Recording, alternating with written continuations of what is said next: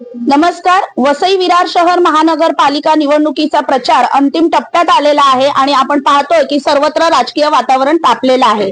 जसजशी निवडणूक जवळ येत चाललेली आहे, मतदानाचा दिवस जवळ येत चाललेला आहे, तसतसा प्रचाराला वेग वाढलेला आहे.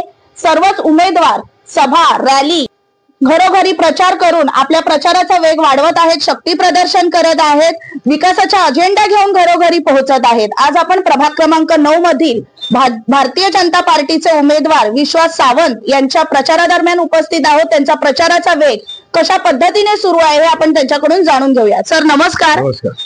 आज तुम्ही 8 दिवसापासून प्रचार सुरू आहे, मतदारांपर्यंत तुम्ही पोहोचताय, तुम्हाला मतदारांचा कसा प्रतिसाद मिळतो? अतिशय सुंदर असा प्रतिसाद आपला भेटलेला आहे. आणि काल आपले महाराष्ट्राचे मुख्यमंत्री देवाभाऊ यांनी जाहीर सभा घेतली होती. आमची 5000ची अपेक्षा होती, पण जवळजवळ 10,000 पब्लिक आलं होतं. साहेबांनी अतिशय सुंदर असे प्रश्न आपले जे होते, SRA होतं, हॉस्पिटल होतं, काय काय डेव्हलप करू असे जे प्रश्न होते ते अतिशय सुंदर झालेले आहेत. आणि तुम्हाला खात्री देतो या प्रचारामुळे जवळजवळ आम्हाला वाटतं आम्ही 100 क्रॉस करू. सर आता तुम्ही स्वतः कोकणातले आहात आणि या परिसरामध्ये पण कोकण पट्टा भरपूर मोठ्या प्रमाणावर आहे, तर कोकणवासियांचा तुम्हाला कसं काय सहभाग आणि प्रतिसाद मिळतोय? मी तुम्हाला 100% सांगतो, 1000% सांगतो तुम्हाला. आपली कोकणातली सिंधुदुर्ग रत्नागिरी लोक भरपूर आहे, दापोली सिंधुदुर्गातली भरपूर लोक आहेत. मी जवळजवळ 8 दिवस चालत प्रवास करतो. सर्व माझे कार्यकर्ते, माझे सगळे लोक आहेत, पदाधिकारी आहेत, त्याला घेऊन चालतोय. मला खात्री आहे माझा कोकणी माणूस मला जिंकूनच देणार आहे. त्याच्यापुढे माझा प्रतिस्पर्धी कोण आहे हे मला माहिती नाही.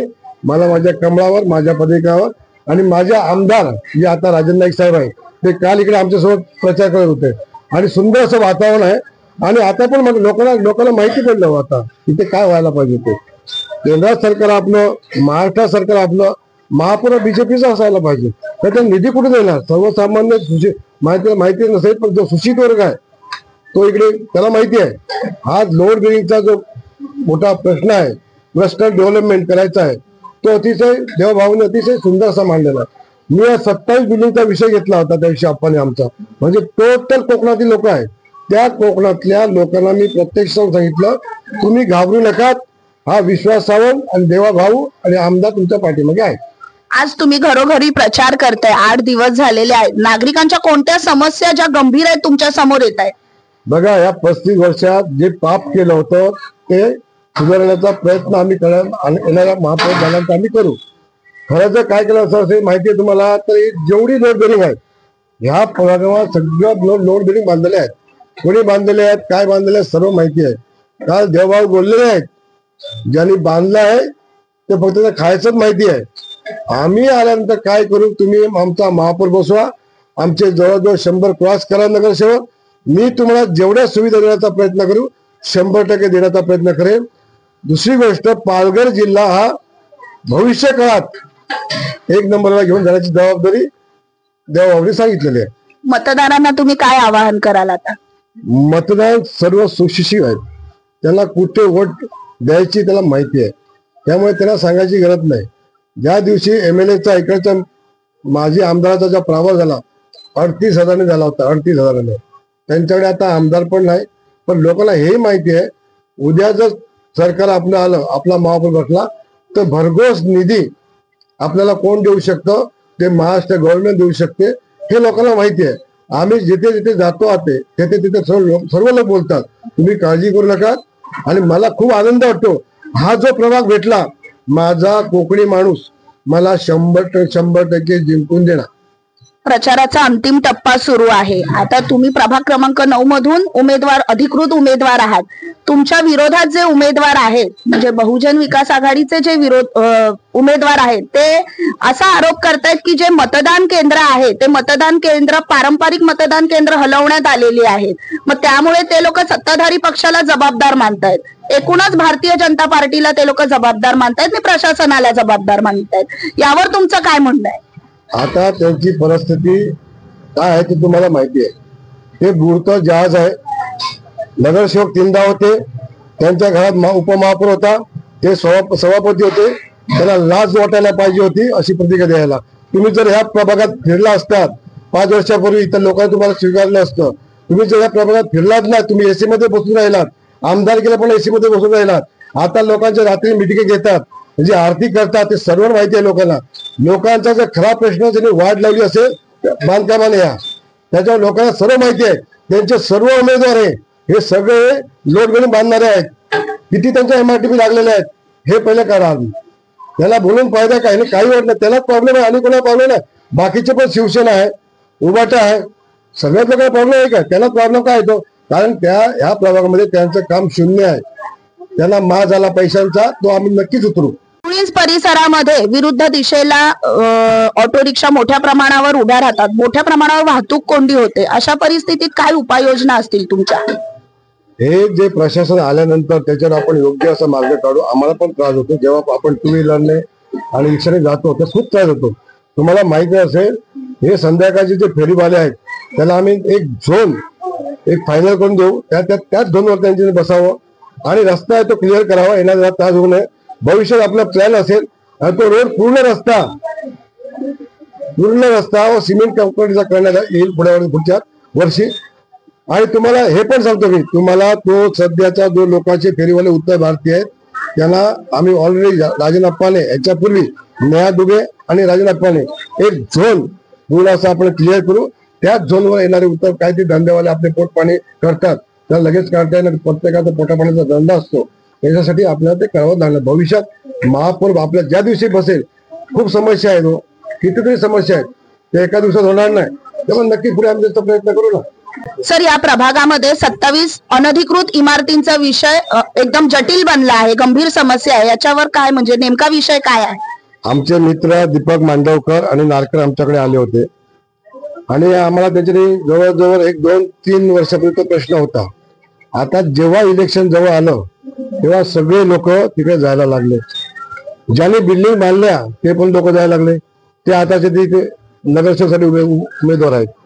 मी एकच सांगतो, ते पाप जे त्यांनी केलं आहे ते पाप आमचे आमदार स्वतः तिथे जाऊन आलेले आहेत. त्या 27 बिल्डिंगला आम्ही निश्चितपणे तो प्रश्न आहे तो आम्ही निश्चित अगदी मार्गी लावू. आणि खास करून जो काल देवाभाऊ बोलले होते क्लस्टर डेव्हलपमेंट, यामध्ये पूर्ण लोक, त्याच्यात जवळजवळ 70% लोक कोकणी आहेत. आम्ही प्रत्यक्ष आता तिथून आलेलो आहे. स्वतः आमचे आमदार राजन नाईक साहेब रात्री 9:30 वाजता तिथे मीटिंग घेतलेली होती. हे लोक सांगतात आम्ही तुम्हाला क्लस्टर डेव्हलपमेंट करून देणार. त्यांना एवढं पण शरम वाटत नाही. क्लस्टर डेव्हलपमेंट हा गव्हर्नमेंटचा विषय आहे, हा नगरसेवकचा महापौरचा विषय नाही. तो निधी कुठून भेटतो? तो महाराष्ट्राचा गव्हर्नमेंटचा निधी भेटतो. जर गव्हर्नमेंट असेल तर होऊ शकतो. तुमच्या ह्या तुम्हीच बांधला, लोकांना तुम्हीच वाट लावली आणि आतापर्यंत आम्ही ते करून दिले. हे शक्य होणार आहे. लोकांना माहिती होतं हे भविष्यात बीजेपी आणि महायुती आली तर 100% होणार. आणि ती सगळी लोक जवळजवळ 3-4 हजार लोक आहेत ती आमच्या सोबत आहे. आणि मी खात्री देतो त्या लोकांना सगळ्या याच्यातून आपण बाहेर करण्याचा आम्ही नक्कीच प्रयत्न करू. कसा कार्यकर्ता म्हणून कसा उत्साह आहे? मैडम, यहाँ जनता की सभी का यही पुकार है, हमारे कर्मठ, जुझारू और ईमानदार और गरीबों के मसीहा माननीय श्री विश्वास सावंत साहब जो है तत्पर रहते हैं 24 घंटे यहाँ. हम लोग उनके लिए इतना उत्साहित है कि बीमार लोग भी इनके साथ में दौड़ रहे हैं. और मैं कहना चाहूंगा दोस्त साहब कि ये लड़ाई है, कोई धर्मशाला नहीं है. और विश्वास सावंत ने यूं ही इतने बरस निकाला नहीं है. इनका पांव एक तीन जो पीछे हटा दे, कोई माँ अभिलाल पाला नहीं है. इतना उत्साह के साथ हमारी जनता बढ़ रही है. और कहना चाहूंगा मैडम ना कि इतिहास के पन्नों में ये मिलती मिसाल है. हमारे सावंत साहब को ललकारी ये किसकी मजाल है. और हम लोग उत्साह के साथ सावंत साहब के जो मेहनत का फल है, हम लोग इनके पीछे दौड़ रहे हैं और इनको जिता के लाएंगे. ये हम लोगों का जनता का वादा है. सावंत साहब आगे रहेंगे, हम लोग इनके पीछे दौड़ते रहेंगे और तब तक दौड़ते रहेंगे जब तक विजयश्री इनके चरणों पे नहीं लाके रख देंगे। आज यहाँ पे विश्वास सावंत की आप चुनाव में खड़े हैं, उसके बारे में आप क्या कहेंगे? मतलब ये प्रभाग में उन्होंने क्या काम किया आज तक? बहुत काम किया है, गटर और संडास का सब काम करते हैं। और जो भी कोई जाता है उनके पास बराबर, अगर कोई समस्या लेके जाते हैं तो सर बराबर उसके साथ में जाके उनके घर पे जाके सब समस्या का समाधान करते हैं।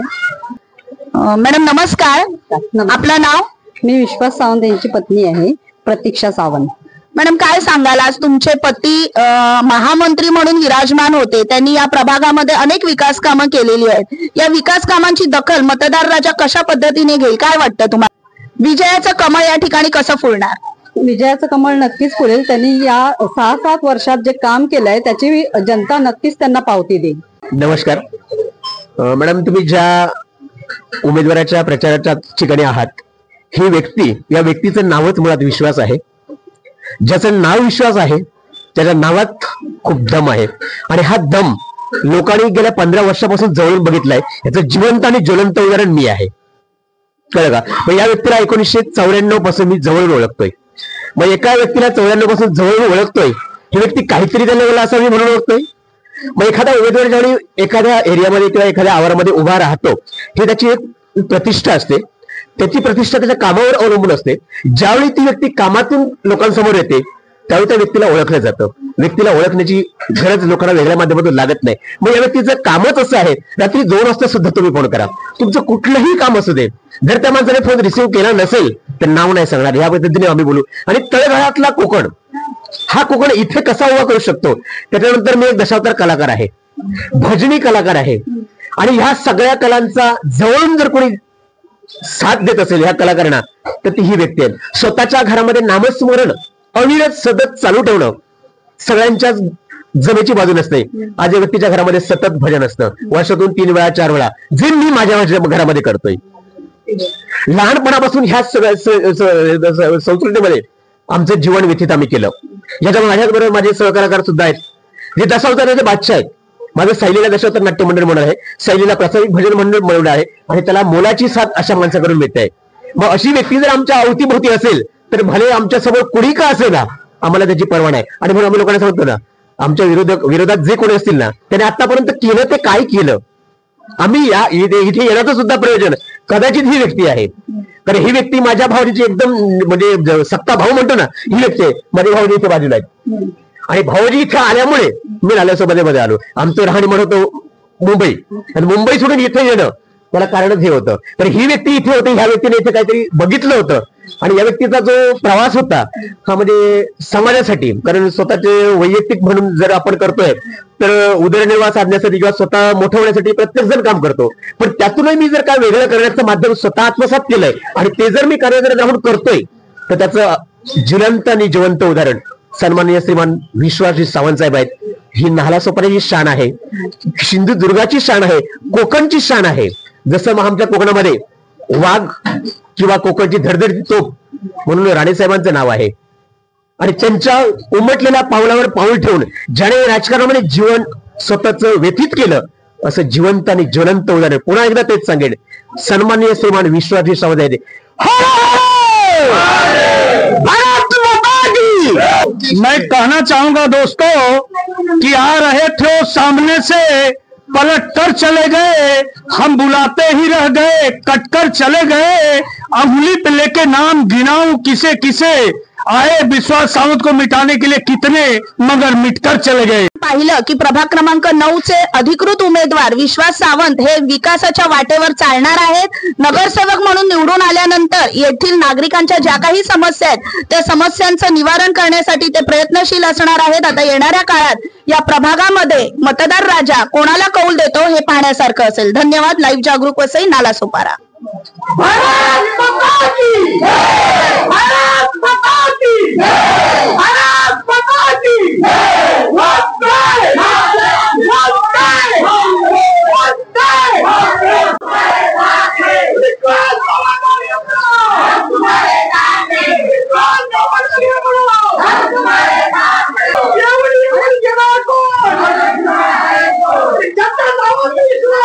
Let's go!